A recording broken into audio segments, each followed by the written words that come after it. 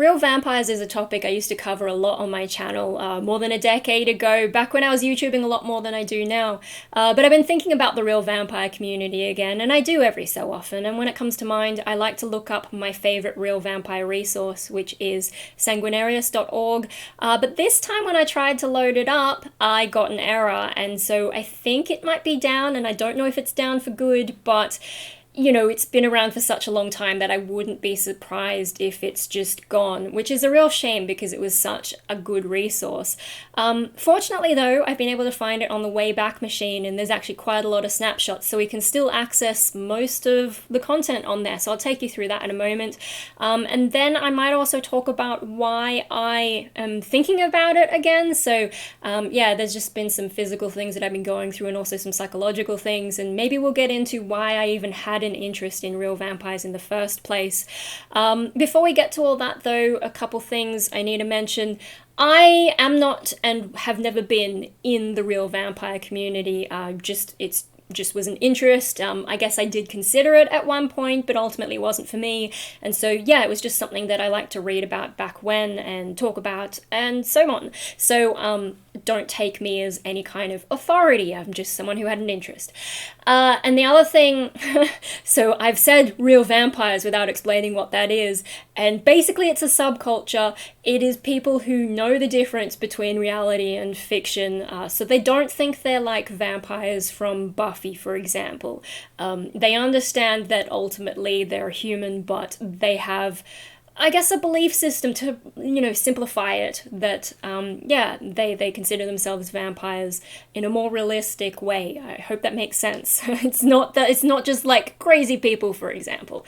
Okay, so, you know, if you get interested, you can read more about it. With that out of the way, I'll show you what I see when I type in sanguinarius.org. It's a forbidden era, which is sad to see, but on the upside, maybe it's not gone for good because I guess the domain name is still being maintained and maybe someone has access to this and will restore it in time. I'm obviously not in the loop with how it all works. But so yeah, that's why we have to use the Wayback Machine, and this is the home page. And yeah, you can see the last snapshot was last year, and then since then, I don't know what's happened to it. But yeah, these snapshots go all the way back to 1999, which makes me feel really old. Oh my goodness. But yeah, and you can see some of the things are broken, like there's these little pictures and things that aren't showing up. But hey, at least we've got something, right? And you can go through and click to the home, like, you know, the next page, you can enter the website. And yeah, so there's quite a lot here. You can see it hasn't been updated since 2014. And, you know, that's something I used to check. You know, I used to check whether it was being updated. And yeah, I noticed that it stopped.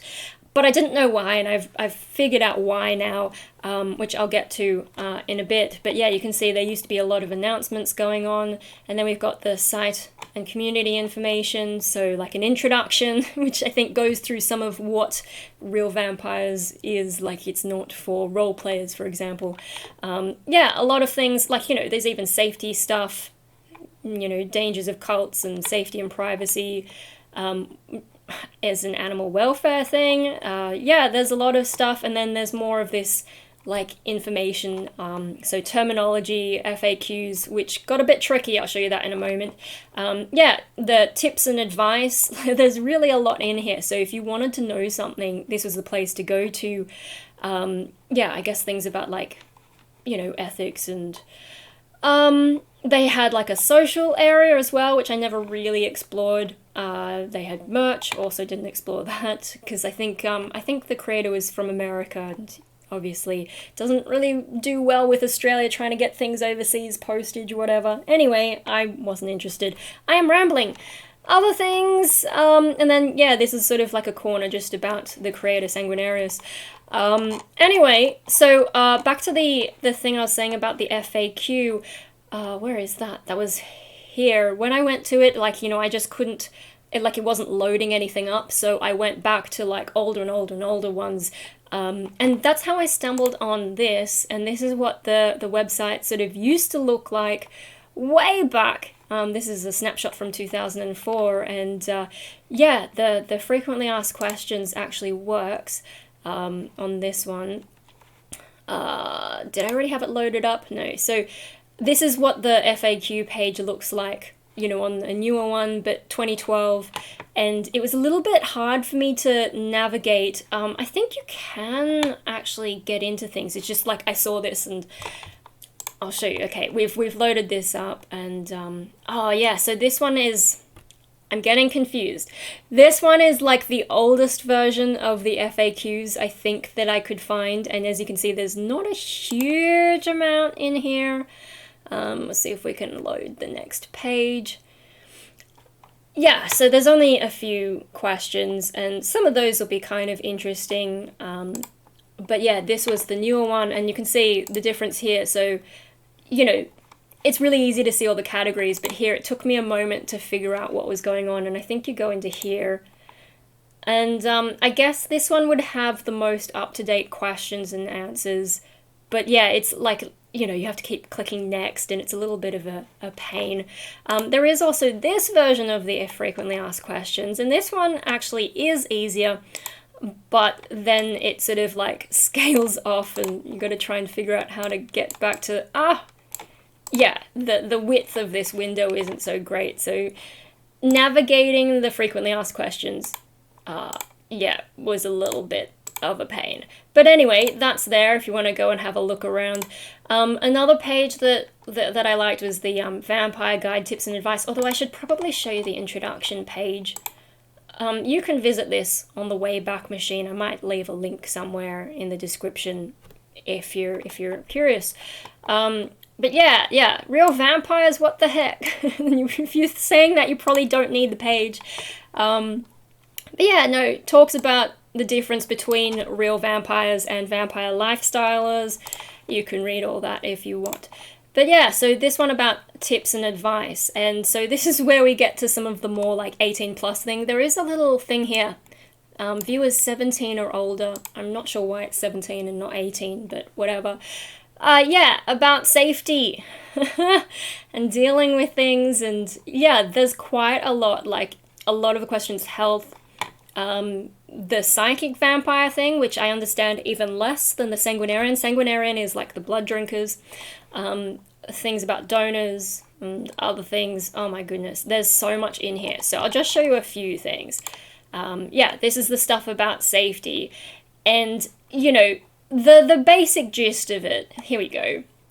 They're like, because you are dealing with blood, you know, it's kind of biohazard stuff, and you know, you need to make sure that you go and get the donors checked, you know, have blood tests, and also get yourself checked occasionally, I imagine. I don't know, it's been a while since I read that, but yeah, there's a lot of this safety stuff, and I think that might be where, you know, trying to help with some of the misconceptions, because some people might think, oh, you know, these people are vampires, they must be violent and so on, but actually there's quite a lot going on in here. And there's a bit of a, like, it kind of reminds me of the BDSM community, for example, because they have really strict, the ones doing it right, have really strict consent rules and so on, and so it's similar to that in this sense. I mean, the consent is a part of this, but there's also safety because they are dealing with this kind of thing. Yeah, you can look at that if you want. And then this one, dealing with, you know, the bloodthirst, the kind of cravings and so on, and this is probably where things get a little bit more relatable to me. But yeah, they go through like even trying to find blood substitutes, and some of them are written by Sanguinarius herself. Other ones are from other contributors. I believe they had some kind of discussion group somewhere, or maybe multiple ones.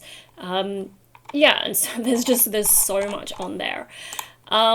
Yeah, stuff about regular health, like seeing doctors and so on, and basically don't go in and mention that you're a vampire, just go in for what your issue is, because otherwise they'll think you're crazy. Yeah, things about donors, and I think there might be some more stuff about safety as well somewhere here, but yeah, things about age as well. It's really quite comprehensive, and here's some more safety stuff. coming out, which is an interesting thing. Different views on that. Things about interviewing. Now, I used to do interviews with vampires, although I did interviews via text, and I actually still have some of the transcripts. So I would send a bunch of questions, and they would send a bunch of answers back, and then I'd make a video based on that. I think I've lost the videos, but I do still have some of the transcripts, so I could recreate those videos one day. I don't know, I'll have to read them and see if they're actually interesting enough to get back to. But yeah, no, I think this is more to do with, you know, occasionally a news organization would want to interview people with this, because in this lifestyle or this subculture, because it is a bit, since it's easy to sensationalize it. So yeah, there's some things about guidelines. I think there's some safety. You don't know if they are who they say they are, for example. Yeah, and then there's a whole section on psychic vampires. Now, I did also used to have a website that I found quite helpful for understanding the psychic vampire community, but I don't remember what it was because I was never that interested in it compared to the Sanguinarian vampires. But yeah, there's a whole thing there, and I think it goes into some of what they believe is going on with vampirism. So, you know, the general idea is when they're drinking someone's blood, they're trying to get a life energy. And so some of them are like, well, you don't necessarily need the blood, you can do it by psychic whatever. So, I mean, you have to believe in psychic stuff for that to make sense. But yeah, there's a whole bunch of stuff on that too. Yeah, so, you know, that's just a sampling of what this website used to be and what you can still find on the Wayback Machine. And, you know, obviously you can also go back to older versions with a much more vampire-like colorscape. But as for why sanguinarius.org stopped being updated, and I guess perhaps why it's no longer online, I did some stalking, and yeah, it turns out that the Sanguinarius, the lady who made it, passed away actually quite a while ago, and I had no idea. And, you know, there's this page that I found, forevermist.com, and that goes through, you know, her contributions and just a bit of mourning from the community at the time. And you can see there's quite a lot of people wrote things there. So that's kind of sad to find out, because she did have health problems and so on, but she was still educating people and helping them. And, you know, there's a lot of people who seem to be having trouble understanding themselves and, you know, feeling like they needed to be part of this culture, and she would help them with that, or at least that's how I understand. Yeah, and to find out that, like, she's kind of a pioneer and, you know, probably the greatest real vampire online educator that I'm aware of as someone outside the community. So yeah, that was sanguinarius.org. And it's just, I guess, for a bit of my own nostalgia, because I used to spend a lot of time just like reading through so much of this stuff. Yeah, it's just sad to see that it's finally maybe gone, apart from what the Wayback Machine has. I did do some looking around. Let me just go back to webcam, seeing as that's pretty much the look at the website. Yeah, I guess I'll link to the Wayback Machine's version of it, the most recent version of it, I guess. I'll link to that in the description if you want to go and have a look around and read things in more depth. But yeah, no, so a bit of nostalgia for me, because I used to spend so much time on it, and yeah, it was interesting. But so what's got me thinking about it again? It's like, I mean, there's a lot of stuff that I used to find quite relatable about the vampire community, but no, lately I think I made a video, I don't even know when, about how I've been feeling dizzy and lethargic and I've actually had really bad headaches today and just physically not doing so well. And I was talking to someone who pointed out that I could have an iron deficiency, because I've been working on the theory that it's just stress and not being able to sleep, and that's why this is going on. But iron deficiency, at first I was like, nah, it can't be iron deficiency, because I eat the same stuff as my parents, at least for dinner, and you know, mum's very healthy in the stuff that she cooks for us, and there's a lot of variety. But when I asked my parents the other day, they're like, oh no, actually we might not be getting enough iron.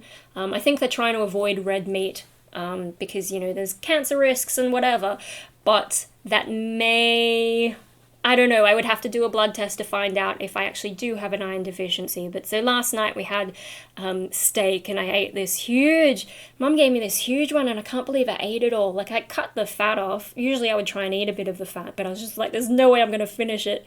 Especially fat can be a bit chewy. But yeah, no, I had this huge steak. Yeah, but one steak isn't going to fix an iron deficiency if that's what I have. So if I don't recover, I thought I was getting better yesterday. Yesterday? Yeah, what's today? Today's Monday. Yesterday, I thought I was getting better, but then at like 5 o'clock, I just crashed and had to lie down for like an hour, maybe longer. So yeah, I'm still not doing so great physically. But thinking about the iron deficiency thing, I was like, huh. And then other things that happened. So a lot of people think that I'm a lot younger than I am based on how I look. And like, this has just been something that's gone on for ages. I'm not sure what it is. Maybe it's because I'm half Asian, and like a lot of Asian people look younger than they are, but because I look white, that probably throws people off a bit because I have the Asian thing, but you wouldn't know it looking at me unless you were like really paying attention. I don't know if that's why I look younger than I am. Maybe it's also just because I never really grew up. Maybe also not getting much sun because I don't know about other places, but in Australia, a lot of people will go in the sun intentionally and try and get tans and so on, and just enjoy sunlight, I guess. And sun can have an impact on your skin, and maybe because I don't go out in the sun that much, because I got really badly sunburned as a kid. Maybe my skin is different. I don't use makeup most of the time either. Like, I only ever really do eyeliner occasionally, which is almost never nowadays. So I don't know if that's had an impact. For whatever reason, I look younger than I am. But I also found out that I actually sound younger than I am, which I think I've kind of known, but I finally got like a concrete example because I was calling up an inpatient clinic because, I'm still... I don't really want to go to an inpatient clinic for my mental health, but I may have to at least tick some boxes. Maybe it would help with my sleep problems. I don't know. And I have been struggling. But yeah, no, I called up an inpatient clinic just to ask a few questions because, I'm still trying to figure out should I go or not. And when she was telling me about their different units, she's like, oh yeah, we've got a mood disorders unit and a general psychology unit, and then also actually how old are you, because we also have a youth unit. And yeah, I was like, no, I'm actually 34. And she's like, oh, okay. And so yeah, and then I mentioned that to a friend, and he's like, yeah, you do sound like you're 15 or something. And I'm going, oh great, so I also sound younger than I am. So basically I don't age. And it's just like, it's one of those funny coincidences, because I used to look up a lot of the vampire stuff, and then it turns out I don't age, which is sort of like the mythology of fictional vampires. I don't know what real vampires think.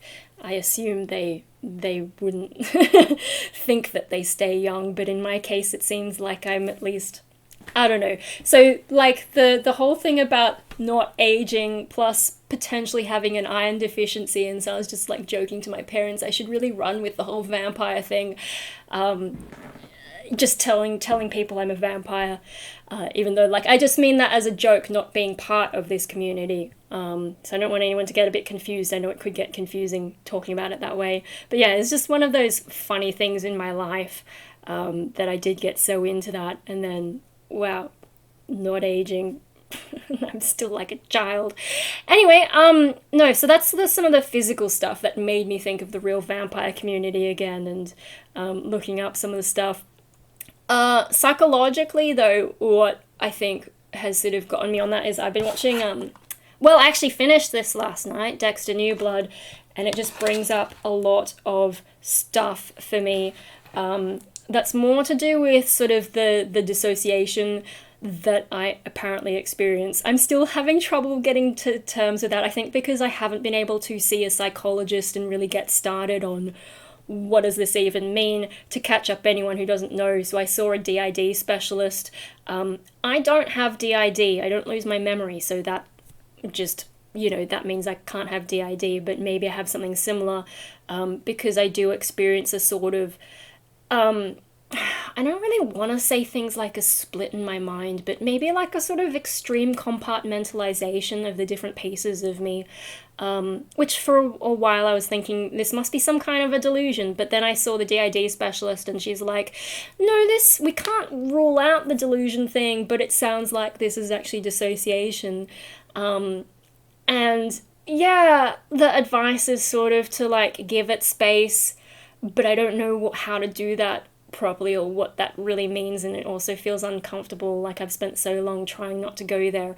But to stop beating around the bush, it does encompass a lot of the like dark parts of my whatever I am.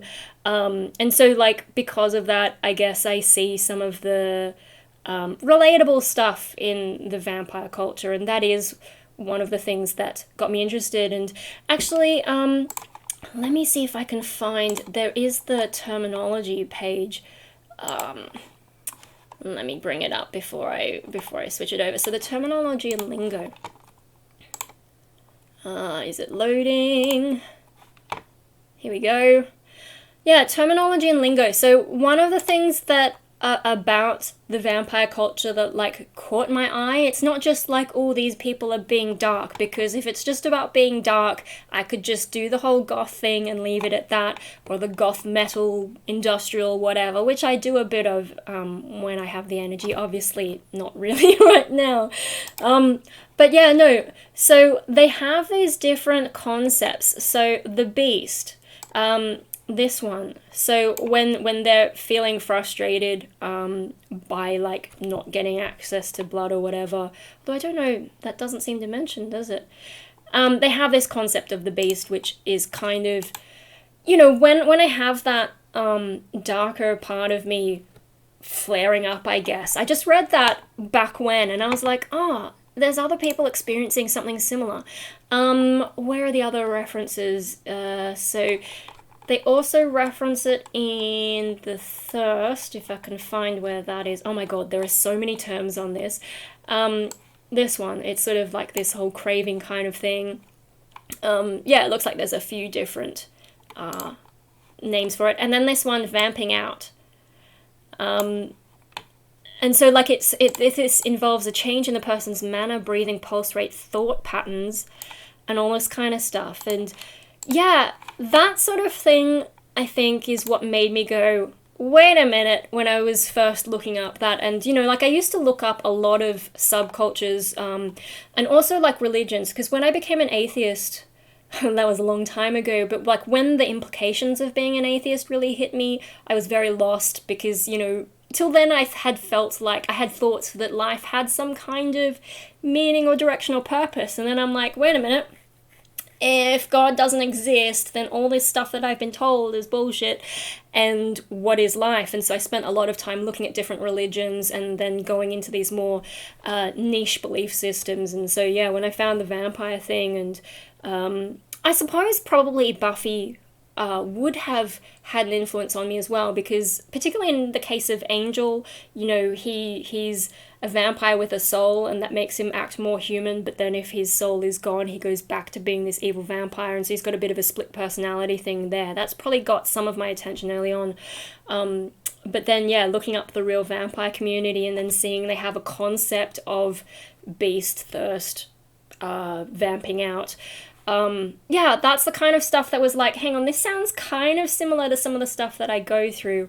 And yeah, I mean, these days it's less of an issue for me, but when I watch something like this, and this also has not really a split personality thing, but a struggle with his darker, the darker part of him, you know, all that kind of relatable stuff brings up a lot of shit in my head, and then I will have those kinds of experiences, which can be quite uncomfortable, depending on how extreme it gets, can be really tiring as well. And I don't really want to go into detail describing of what it's like, because, yeah, anyway, so it took me a long time to get around to this, and I had a fight with the computer about, you know, playing Blu-ray, and it turns out you need different software and it's expensive, but whatever. Yeah, I can't remember exactly which episodes in particular really set things off for me, but there's a lot, and I won't say too much actually, because I know not everyone has had a chance to watch it who maybe does, but yeah, I've done my whole run. I started again from episode 1 and then all the way to this like extra finale kind of thing. Which, like, I enjoyed it. There's a handful of nitpicks I have, but overall I thought it was pretty good. Better than season 8. Anyway, yeah, no, watching stuff like that. And it doesn't have to be, as I said, doesn't have to be split personality. It can just be someone wrestling with their darker side, or it can be someone who's falsely accused of something, and then they start thinking, wait a minute, what if I am capable of this? Yeah, that kind of stuff made me think of Vampire Community, and I guess I just had a thought and it just escaped me. Yeah, I don't know. Oh no, I thought it was going to be kind of interesting, and, well, while I'm thinking of it, let me get this up. The sect on screen, Scribe Chronicler, shout out to Scribe Chronicler. Oh yeah, I sent a postcard to him, and so you can see that on his channel. It'll be called like the Sacred Scribblings, or I can't remember the title of the video, but if you want to see some of the stuff that I've been making. And then he's got more of the shredding machine there, which is kind of fun. But yeah, no, so do I remember what I was going to say about... Ah, yeah, so with that other part of me, I have been thinking a bit like... because I'm still sort of in denial that this is even an issue that I should be taking to psychology until it flares up, and then I'm like, oh shit, yeah, I do have a problem. But one thing I've been thinking, because they haven't really given me any guidance. They're like, yeah, you're doing dissociation, and I'm like, great, now what? I haven't been able, because everyone's on holiday over, yeah, you know, December, January, and so it's a while, like, it's still gonna be another, week and a half before I see my regular psychologist, and then have to see another psychologist because she's leaving, and I don't even know, I wasn't able to get through to a psychiatrist, so I still don't know how to deal with stuff. But I've been trying to think of, like, why has my brain done this? What is the purpose of this other part of me? And the best I can think is it must be some compartmentalization of the unacceptable parts of me, which I think is not how DID is supposed to work, or how DID related conditions are supposed to work. So that's another reason that I'm still like, I'm not sure that we've got this right. Then again, compartmentalization is apparently considered a form of dissociation, so maybe I just have something that can't be fit into a diagnostic box there. A bit like how my schizoid personality disorder doesn't quite fit into the usual boxes. But whatever. Yeah, no, and I was just sort of thinking maybe it's got something to do with growing up in a conservative Catholic environment or something. But anyway, so that's just all the thoughts that I've had around real vampires and some of my own issues, and yeah, sanguinarius.org. I'm so glad that the Wayback Machine exists, because that would be such a huge resource to lose. And I did look up some of the other, like, newer vampire community kinds of stuff, but a lot of them are not really updated that much either, and a lot of them seem to either copy or have the same information. I don't know if they copied from Sanguinarius or if they all came from a common source, but it's basically the same stuff that sanguinarius.org had. And then you've got things like Tumblr, and I tried to look at some of the stuff on Tumblr, but it's not well organized, at least just doing a search myself, and, you know, it's Tumblr. So, yeah, it's good to have something like sanguinarius.org, which is a sort of more mature look at things, and perhaps more trustworthy, and open, and has more of that educational kind of bent. But yeah, I guess I should wrap up saying I never really was able to believe in the real vampire thing, and what really put me off in terms of myself identifying with the community is it seems to be based on weakness, so they feel like they have some kind of energy leak or something similar, and they need to feed on other people's energy, whether through blood or psychic, to recharge or something, and that darker part of me has too much of an ego to accept any kind of weakness, and so that's why we didn't go for it. Anyway, so that's a ramble about vampires. I don't know if anyone is still around who is interested in that. I know that a lot of people used to follow me for vampire stuff. Maybe I'll do more of it, maybe not. We'll see what happens. And yeah, I'm gonna get ready for bed. I'll catch you whenever. And hopefully I'll stop having headaches and weakness and fatigue and everything, and I don't know, maybe it's a brain tumor. Cue Arnie clip.